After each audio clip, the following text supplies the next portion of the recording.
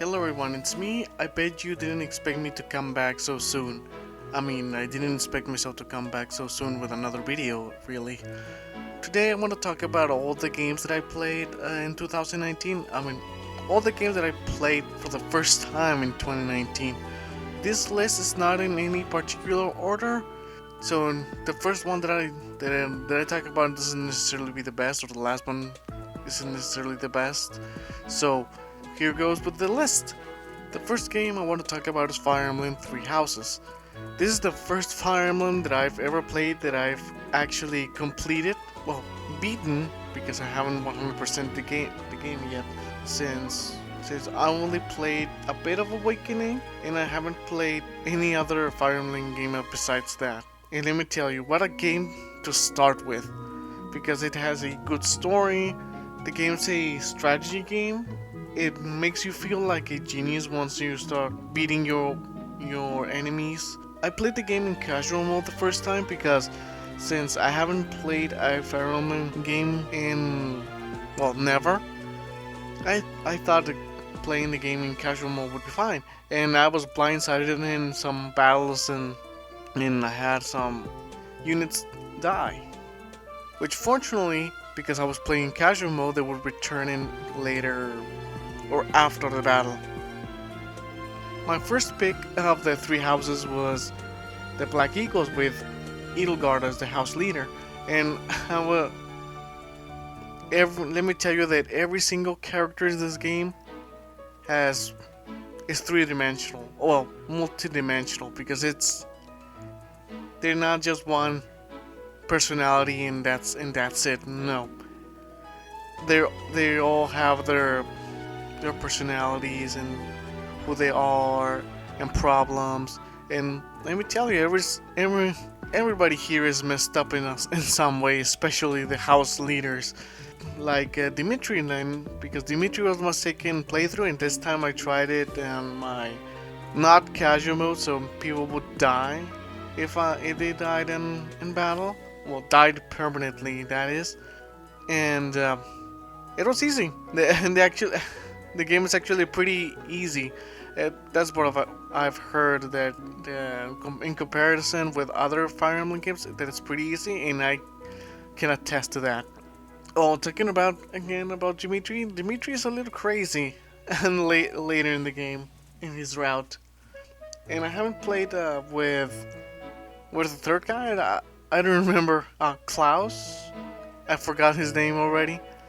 So the game is actually pretty fun. I recommend it to anyone who wants to start playing Fire Emblem games or strategy tactical games. I don't know what's the name is specific for this kind of game. So let's go to the second game, or the next game that I played, Hollow Knight. Oh man, this game has a dark atmosphere. It's so mysterious. It has a tight gameplay. I like the sense of exploration, the Metroidvania style that the game has. You can explore the world at your heart's content. It's actually pretty amazing, and also the boss fights are actually pretty tight too. I don't have much to elaborate on this one because I don't want to make it as long as my Fire Emblem explanation, which I forgot to mention when I was talking Fire Emblem, that everything is voice act. I love that about Fire Emblem Three Houses. Hollow Knight doesn't have voice acting. It does, but it's more like the Banjo-Kazooie type of voice acting. I'm going to the next game, Luigi's Mansion. When I first saw the trailer for this game, I was a bit worried because it reminded me of Dark Moon, Luigi's Mansion 2. And although I really liked that game, I did not like the mission structure of that game because it felt like all the mansions were segregated to parts, and I couldn't do things in the mansion unless the level or the mission allowed it to. And because I love the structure of the first Luigi's Mansion game, about a single mansion where you can explore your heart's content, and you can go back, go forth, go to the first floor, then the second, and stuff like that, and so you can explore. So I like the sense of exploration of the first game. I was glad that the Luigi's Mansion 3 was more like Luigi's Mansion 1, although now that I'm thinking about it, it's more like a combination of Luigi's Mansion 1 and Luigi's Mansion 2 Dark Moon structure, because you can explore every floor because now it's a hotel, so you can explore every floor, and every floor is like a mini mansion. You can explore that like you want, but also it's segregated. Well, the fact that it's a hotel and floors, it means that everything is segregated in floors and levels, and that the elevator is just a glorified level selection, but at least it's not mission structure, which I like. Also, in this game, the portrait ghosts are back, and so this is something that I missed a lot in Dark Moon, because in Dark Moon you have more generic bosses, except for the first one, the spider one, and that's it for Dark Moon. Also, this game has a lot of cool puzzles that actually stumped me, and I didn't know what to do. And I have to admit, I had to look up the answer for some of the puzzles here, because sometimes they were not very clear, or simply I was not looking at the right thing. Also, the Luigi's Mansion looks really good, and it has a lot of personality to it. And I really like all the themes that the floors have, like the garden nature floor, the film floor, the Egyptian, the gym, the pirate levels. I really like them all. Luigi's Mansion 3, it's a really good game. Okay, next game, Valkyria Chronicles. Valkyria Chronicles is the same type of game as Fire Emblem Three Houses, or Fire Emblem in general, but this has a war-centric setting. Not that Fire Emblem is not war-centered, but in Valkyria Chronicles it's more like realistic, somewhat, because in this one it's like more like World War, like tanks and guns, and people can die being shot. Also, the game is not on a grid like Fire Emblem, so it really looks different. And I also like the presentation of the game and the storybook part of the game, how they tell the story. I actually like it too. Next game, The Messenger. Oh man, this game is pretty dang cool. It's a action platformer. You play as a ninja, a witty ninja that breaks the fourth wall. He cracks jokes with the shopkeeper, and his interaction with the shopkeeper in this game, it's just precious. I like the shopkeeper and the sense of humor that it has. I like the gimmick of going from 8-bit to 16-bit. I like the action. The action is tight. It makes you feel like a ninja, climbing the wall, jumping really far, fighting monsters. Okay, maybe that's not a ninja thing, but I really like the boss battles here because they're very unique and not that tough. I mean, no, they are tough. You just need to practice and strategize to beat some of these bosses. I like the comedy of the game, especially the dialogue that I already mentioned before. The game is challenging, it's fun, and I like the fact that the story is from the perspective of this ninja, because theoretically the game is not actually about the ninja, because it feels like the story is not about. It feels like the story of the ninja is actually not the main story. Like he's the background story to someone else's story, because the whole story is that the ninja gets a scroll that he needs to get to a mountain. I don't remember where, so he can get it to someone who will actually save the world. So I really like that. And the last thing I want to mention is that it has an amazing soundtrack. I really like it. And my next game is actually not a full game. It's a Dragon Quest XI S demo for the Switch. And let me tell you, I was blown away about how much content there is in this demo. They said that it was like 10 hours. I beat it in 8 hours. I really like the music of this game. I can't help but hum it. I also like the party members that you get in this demo. I mean, there's one character that I don't like too much like the others. I like the way the game looks. It's actually very pretty. And the turn-based combat is actually very fun. I thought it was going to, suck really because I don't play RPGs, turn-based RPGs, except for Pokemon, which I'm going to talk about later. But so I really like this game, and I hope that this year I get to play in the full version of Dragon Quest XI. Next game, Phoenix Wright Ace Attorney Trilogy. I played these games on the DS so many years ago that I don't remember the answers to all of the cases, and it was really fun to go through all these games again, but with a fresh coat of paint. And so about the games themselves, I really like the whole finding clues, exposing lies, finding contradictions to lies. The game is mostly text. It's like 80% text and 20% gameplay. I know that sounds like boring, but trust me, it's not. I really like the story of the games, and I really hope that other games in the Ace Attorney franchise get a trilogy HD treatment like this one. Although I have to say that I don't particularly like the updated visuals. I mean, I like the visuals that they have for the backgrounds, but not so much for the characters still set themselves, because there's something about pixel art that made the characters feel alive, and I miss that. Also, this game has an amazing soundtrack, very memorable, and I'm also very glad to have played this game because it brought me so many good memories from my teenage years. Okay, next game, Pokemon Sword. Yeah, I think I already made a video about Pokemon Sword. First, I have to clarify that this game is fun, and the best part of this game is the wild area. I really like exploring the wild area and finding all the Pokemon that are there, that are not just random encounters. And I like going through the gyms like in traditional games. I like the characters, the character designs. They're really pretty and unique. Although the characters themselves don't have very much personality, and the game doesn't look very good in comparison to other games on Switch or other games in other consoles or in the previous generation.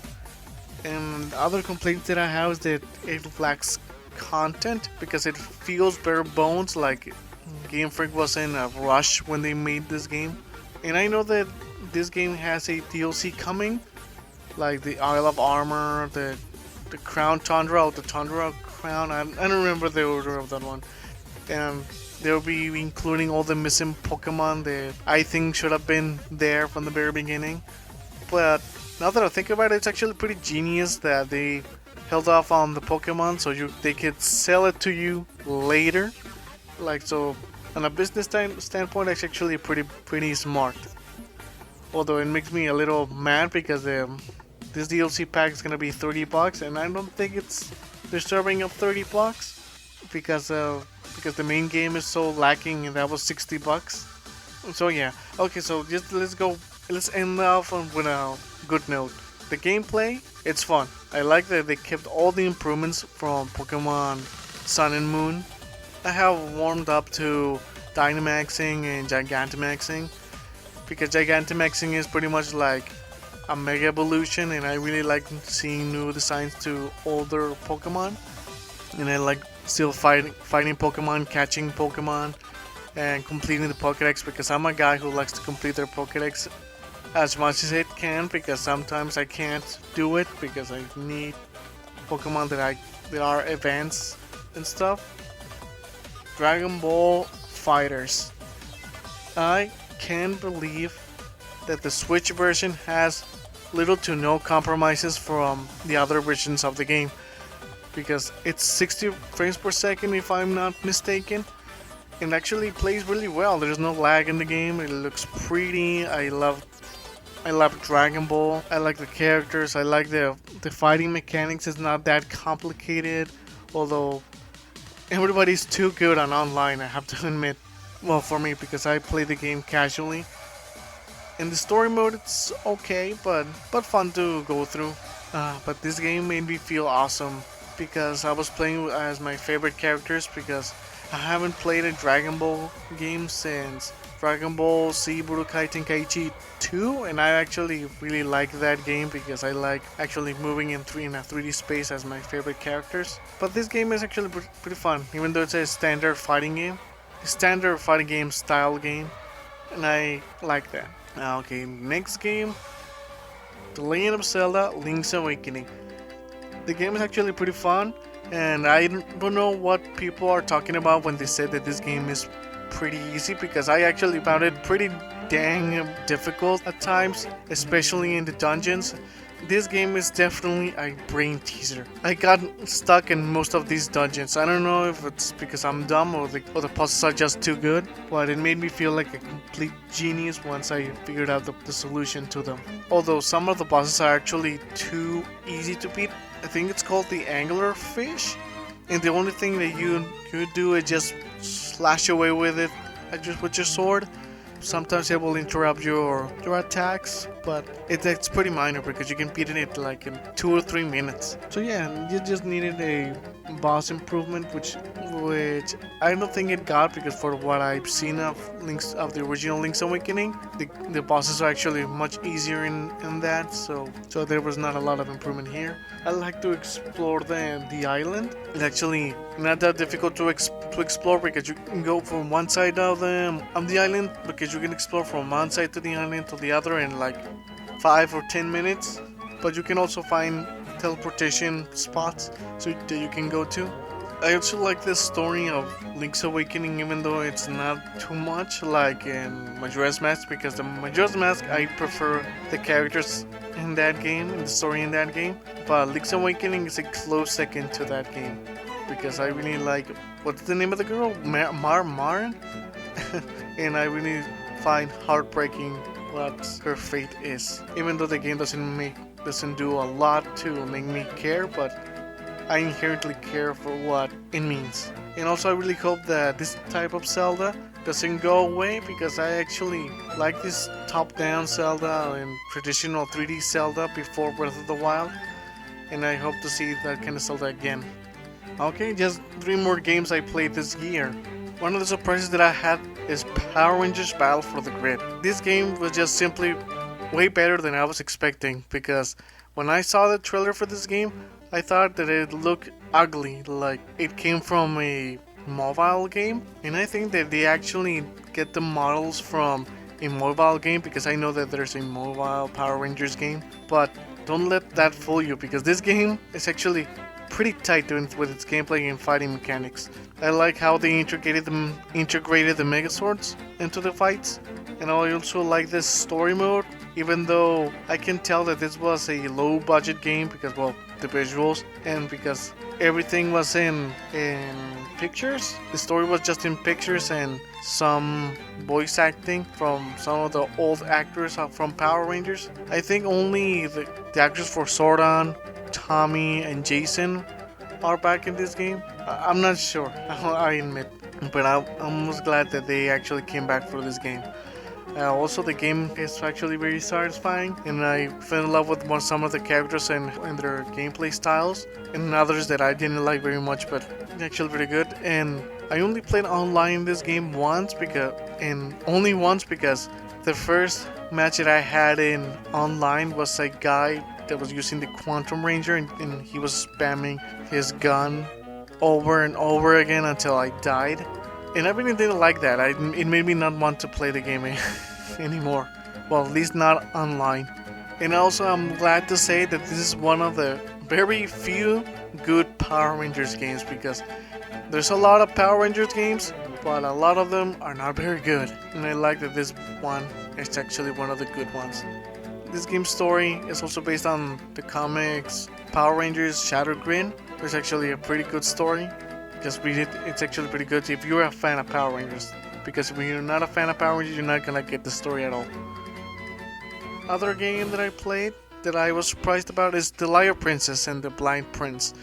This is a game that I wanted to play for a while when I first saw it on a Nintendo Direct, because I like the art style of the game. It was very stylistic, pretty grim or black and white the game was. I really like the setting of the story, or like a princess that is actually a demon or a monster that lives in a forest. She sings beautifully. Then a prince always clapping at her performance. And one day he just wanted to see her, and she accidentally just damages his eyes permanently and makes him blind. And that's why that she's the liar princess, because she tries to help him out and give his sight back without telling him that she was the monster that took his eyesight away. I also wasn't expecting the kind of game that it was, because this is more of a side-scroller puzzle game. This is definitely not a platformer, because Princess and the Prince are very fragile people. They can't jump higher than, I think, 3 meters, because if they jump 3 meters, they both die. Unless you're in the princess monster form, then she can fall off from any height. Which, by the way, the princess can transform from a human to a monster. I think everyone should try this game out. It's actually pretty short and actually pretty fun. It's a brain teaser. Okay, one of the biggest surprises that I had this year, this game is called Night in the Woods.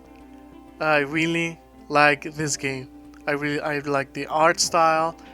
I like this game not so much for the gameplay, because the gameplay is actually pretty simple. It's just move left and right, jump, and some mini games. Really short mini games, and it has minor exploration. The thing that I like a lot about this game is the story and characters.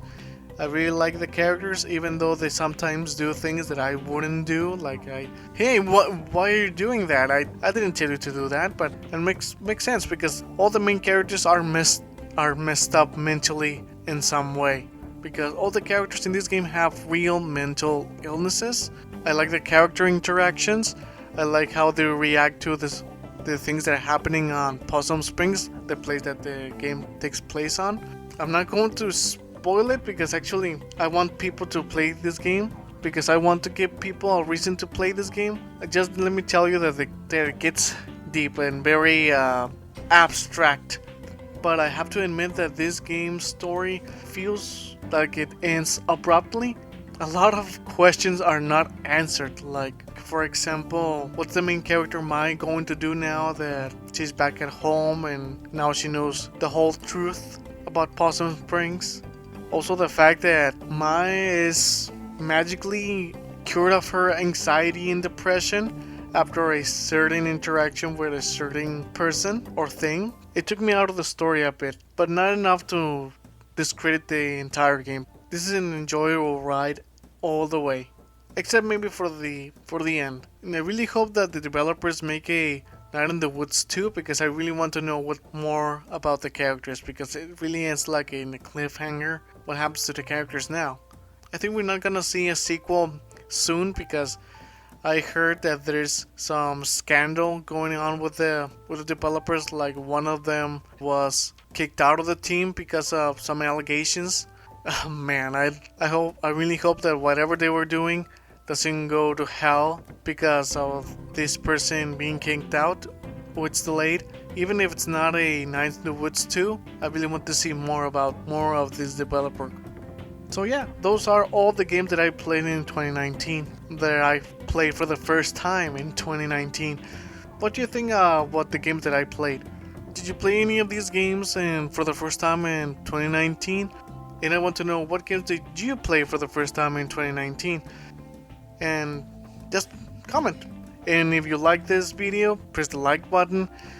And if you feel inclined, subscribe. And I've been getting into the groove of making more videos more frequently.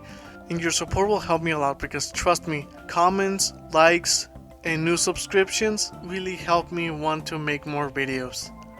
And if you made it this far into the video, let me tell you, thank you. I appreciate that you stayed this entire video here, that you didn't click off. So, thank you very much. And have a nice day. Bye.